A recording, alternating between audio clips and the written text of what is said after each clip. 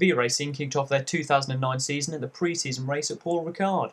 The field was headed by Hendrik Vermin after a stunning qualifying lap. Joining him on the first row was Chris Cooper, followed by the McLaren of Mike Seymour and the Renault of Louis Wedding. Gabriel Bianchi had a tough qualifying session and had to start from the back of the field. Not the way he would have liked to start off his 2009 campaign. The lights went out, it was adrenaline rush for the first time in 2009. All of the cars got away from the start well. However, after 700 laps of testing, Rumbelow's race was over by the first turn, after a decisive error for braking.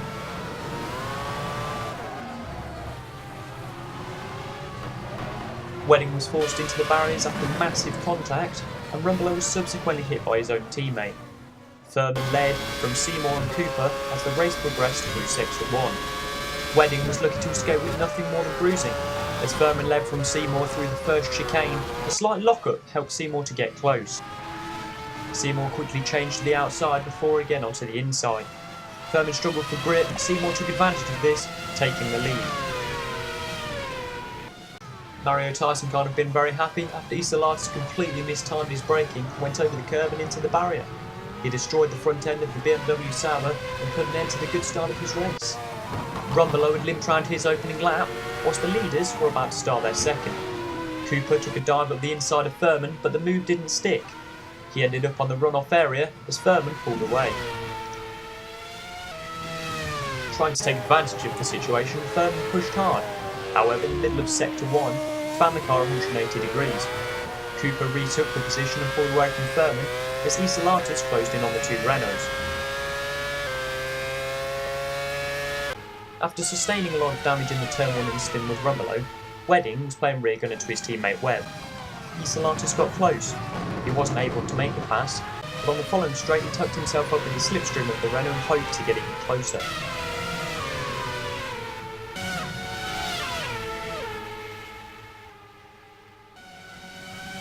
In the following right-hander, Wedding ran wide in the dirty air of his teammate, allowing Isolatis alongside him. However, as the second apex of the corner approached, Isolatis himself ran wide and Martin got closer to both of them. The three cars were lying stern into the next left-hander. Vermin spun, leaving Nick Fry less than impressed on the pit wall. Isolatis planted his car on the inside of the Renault, and it didn't work.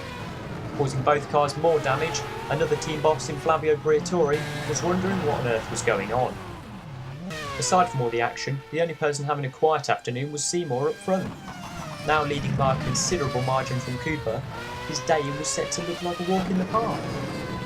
Let's have a quick listen to this stunning Mercedes V8.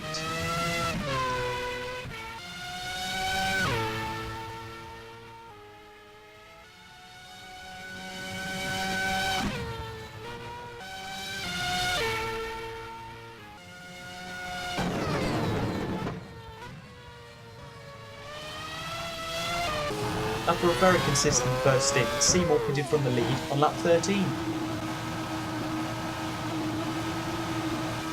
For the first time in the race, Cooper was able to have a clear track in front of him and hopefully bang in some good times. Isolatis pitted on the same lap as Seymour, albeit a long way down the road, nearly lost the back end on the entry to the pit lane as he put the limiter on. After a brilliant sequence of laps, Cooper had extended his lead to Seymour to 15 seconds. Obviously he needed to pit again, and he did so from lap 16. Seymour retook the lead and pulled away for the next lap. However, following this, Cooper was on a charge. As the gap to Seymour was reduced by Cooper, Seymour was told over the pit radio to push like hell. There was more action near the back of the field, where James Williams had yet another off-track excursion. Isolatis was having a shocking day, and down in the second chicane, he once again had another spin. This time, however, he managed to avoid the barrier, and the Renault in front. Up front, Seymour was having a hard job keeping the Midland of Cooper behind him. In the previous few laps, Cooper had reduced the gap to less than 2 seconds.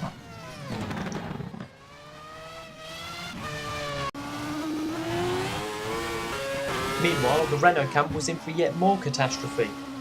Matt Webb entered the pit only to find his teammate Wedding sat in the pit box. Webb waited for about 15 seconds before being told by the team to go round again. Disaster. Back at the front, Seymour's really struggling with his current set of tyres. Unlike rival Cooper, who's really enjoying his, Cooper closed the gap to Seymour to around 1 second and continued to pile on the pressure. The second round of pit stops arrived quickly. By the time Seymour made his second stop, Cooper had reduced the gap to just a few hundred metres. Just like before, Cooper made his pit stop just 1 lap later than Seymour.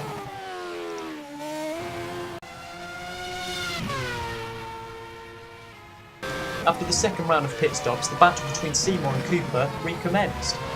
Cooper had done a couple of stunning in and out laps and reduced the gap to Seymour to just a few tenths.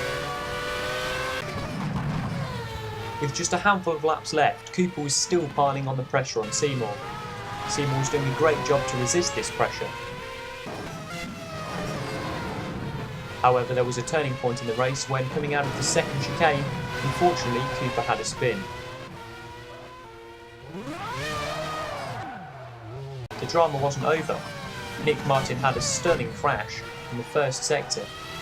He hit the barrier hard and luckily was still able to finish the race.